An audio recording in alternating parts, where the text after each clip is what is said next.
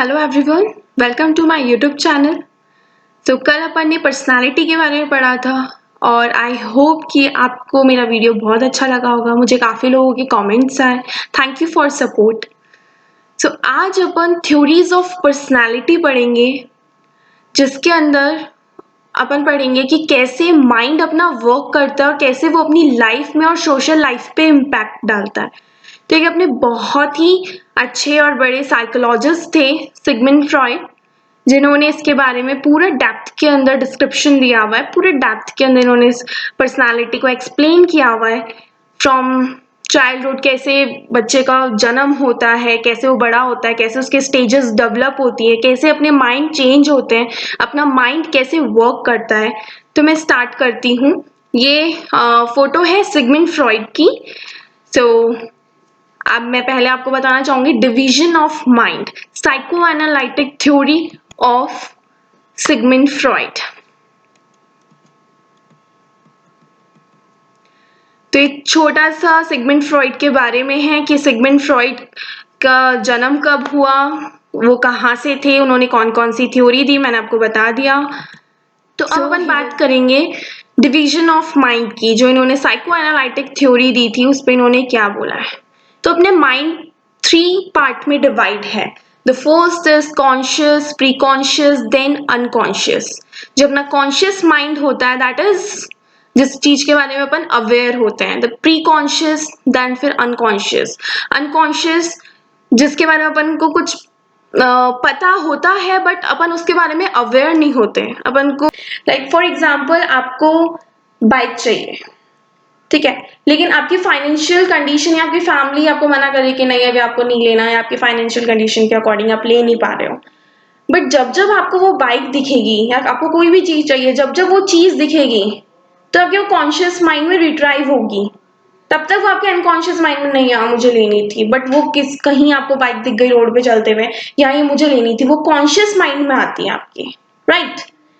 सो और इसने psychoanalytic theory में बताया था इन्होंने अपने माइंड के जो डिवीजन होते हैं, that is id, ego and super ego. जो इड, ईगो और सुपर ईगो अपने माइंड के डिवीजन होते हैं, स्ट्रक्चर ऑफ पर्सनालिटी भी उसको कहते हैं। और ये कैसे वर्क करते हैं मैं आपको बताती हूँ। जो इट होता है, जो इट पार्ट ऑफ माइंड होता है, that is called a pleasure, that is called a pleasure principle of mind. Ego is a reality principle of mind.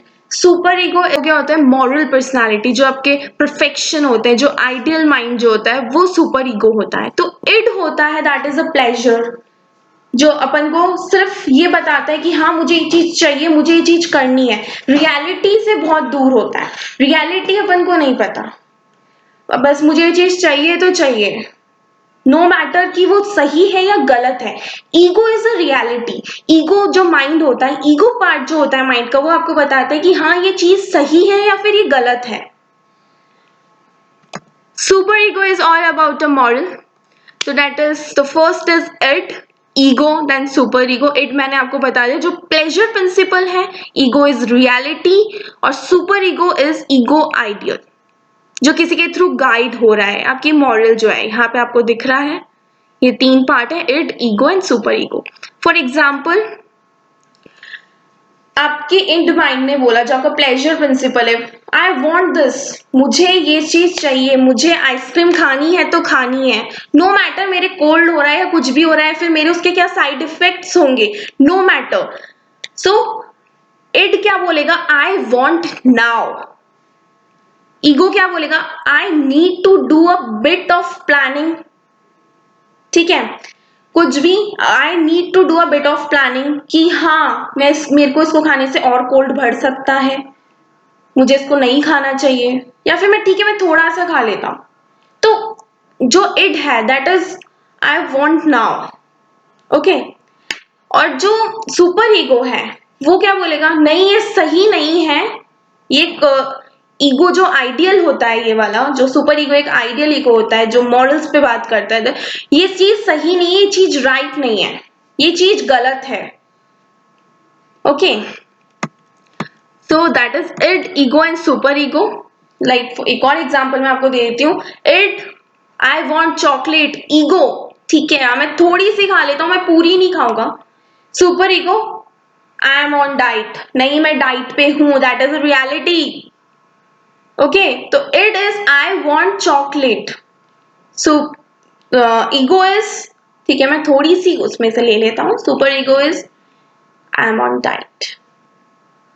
तो ये अपने तीन पार्ट होता है, id, ego and super ego. तो अब मैं थोड़ा इसको जो अपनी लाइफ पे कैसे इम्पैक्ट कर रहा है और आजकल जो ये कितना अपने इड जो अपने ऊपर कितना हावी हो जाता है, कितने सारे रेप केस होते हैं। तो जहां तक मेरा मानना है, लोग प्लेजर प्रिंसिपल पे ही उनका माइंड अटका रहता है, व्हाट इज रियलिटी उनको उससे कोई मतलब नहीं है। मुझे जो चीज चाहिए, कितने बुरे बुरे इंसिडेंट्स होते हैं, रेप हो रहे हैं, तो उनका प्लेजर क्या, उनका इड जो है उनके ऊपर इतना हावी हो रहा है, जो उनका प्लेजर माइंड है, जो उनका प्लेजर प्रिंसिपल है, वो उनके ऊपर इतना माइंड हो रहा है कि वो सिर्फ अपने बारे में सोच रहे हैं, मुझे तो ये करना है, मुझे तो ये चाहिए। उनको रियलिटी, उनका ईगो तो काम ही नहीं कर रहा। रियलिटी से वो इतने दूर होते जा रहे हैं कि ईगो तो उनका काम ही नहीं कर रहा। व्हाट इज रियलिटी, कि मैं ये करूंगा तो ये चीज सही है या गलत है। नहीं, दे वॉन्ट ओनली, बस मुझे प्लेजर चाहिए। जो प्लेजर है वो इंसान के ऊपर हावी हो रही है, वो इंसान के माइंड के ऊपर हावी हो रही है। इट ईगो को दबा रहा है, सुपर ईगो को दबा रहा है। तो अपनी रियलिटी को और अपने मॉरल्स को ऊपर रखते हुए अपन को इड को थोड़ा कंट्रोल करना चाहिए। जो लेवल्स ऑफ माइंड है उनको अपन को सिस्टमैटिकली वर्क करना चाहिए। तो जो अपना इड है, जो अपनी सुपर ईगो और ईगो को जो दबाता है, और अपन से प्लेजर प्रिंसिपल है, दैट इज ओनली प्लेजर, कि मुझे तो ये चीज चाहिए तो चाहिए, I don't know what is right what is wrong. तो दैट इज इट, जो सिगमंड फ्रॉइड ने बोला था, id, ego and super ego, conscious, pre conscious and unconscious mind. ठीक है, प्री कॉन्शियस की हाँ वो थोड़ा सा ईगो, जो प्री कॉन्शियस है that is known as a ego, unconscious that is a id. Okay, जो मुझे तो चीज चाहिए, जो अनकॉन्शियस है, फिर आपको वो चीज वापस दिखती है, फिर आपकी अर्ज जगती है। एंड दैट इज कॉन्शियस, आपको conscious that you are aware, आप अवेयर हो, आपको चारों तरफ से आपको अवेयरनेस, अवेक हो आप। ओके, तो अपन आगे चलेंगे। सिगमंड फ्रॉइड ने कुछ स्टेजेस दी थी, that is called a psychosexual stages. So first is oral, anal, phallic, letting, genital.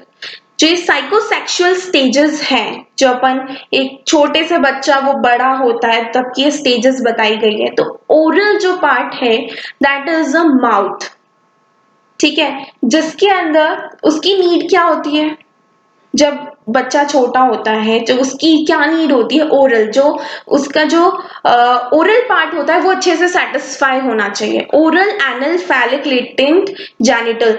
तो ये जो पार्ट है, जो स्टेजेस है साइकोसेक्सुअल, ये अगर अपन बच्चे में ही अगर आप साइकोलॉजी अगर अपन देखें, तो अगर ये इनकी नीड स्टेप बाय स्टेप अगर बच्चे की पूरी नहीं होती, तो ये भी कहीं ना कहीं अनकॉन्शियस माइंड में दब जाती हैं।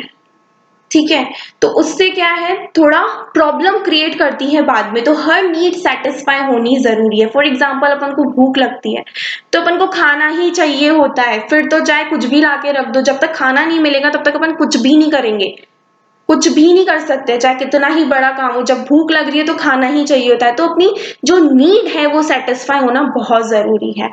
ओरल, ओरल के अंदर माउथ सकिंग, जब बच्चा अगर दूध पिएगा, अगर उसको दूध नहीं मिलेगा तो उसकी नीड सेटिस्फाई नहीं होगी, तो बच्चा रोता रहता है, राइट।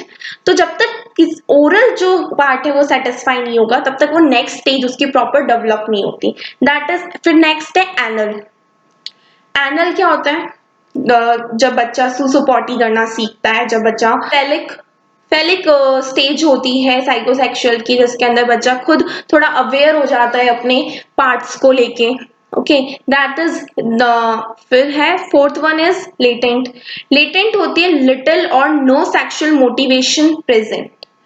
जेनिटल, द जो बच्चा होता है फिर वो थोड़ा जेनिटल यानी एक girl boy, boy girl attract each other. तो ये ओरल, एनल, फैलिक होती है जो स्टेज होती है, वो क्या करती है, जो ओरल स्टेज होती है जिसके अंदर बच्चा, मैंने आपको बताया, इन्फेंट अचीव, उसके अंदर फीडिंग, थंब सकिंग, बैबलिंग करना, तो वो जो उसकी नीड है वो पूरी होनी चाहिए। देन एनल में उसको सुसु पॉटी करना जो होता है वो चीज, वो थोड़ा डिमांड उस पे चली जाती है, वो चीज सीखता है। देन फैलिक, फैलिक उसके अंदर वो रियलाइज करता है different between male and female and becomes aware of sexuality.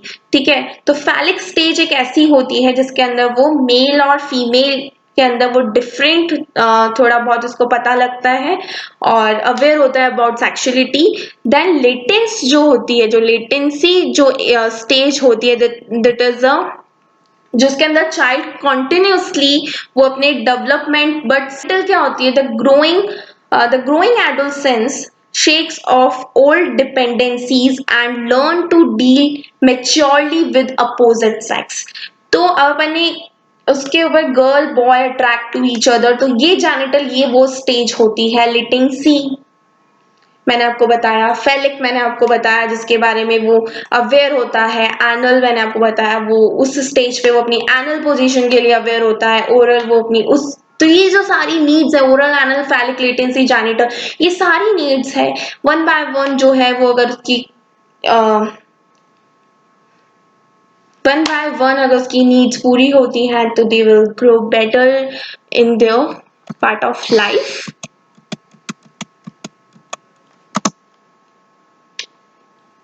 सो जो oral, anal, phallic, latency, genital जो स्टेज है, जो ओरल होती है वो बर्थ 0 फ्रॉम 18 मंथ्स तक रहती है, फिर 18 to 3-4 ईयर्स एनल स्टेज, फिर phallic 3 to 4 years to 5 to 7 years ये फैलिक स्टेज होती है। Then latency stage that is 5 to 7 years, puberty stage होती है, from puberty and so on that is genital.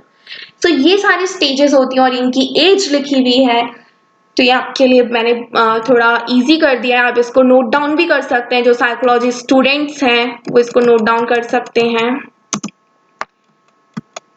तो that is very important part of Sigmund Freud, इसने psychosexual के बारे में बताया था, ये ओरल एनल, जिसके अंदर मैंने आपको ये भी बता दिया है ये स्टेज है, ये एज है, और इसके अंदर इनका एरोजीनियस पॉइंट जो जोन होता है, इसके अंदर इनकी क्या एक्टिविटी होती है। First is mouth sucking, biting, chewing, anus, then genitals, repression of sexual feeling, तो ये सब मैंने आपको बता दिया। जेनिटल प्यूबर्टी प्लस एज हो जाती है, तो that is Sigmund Freud psychosexual of development.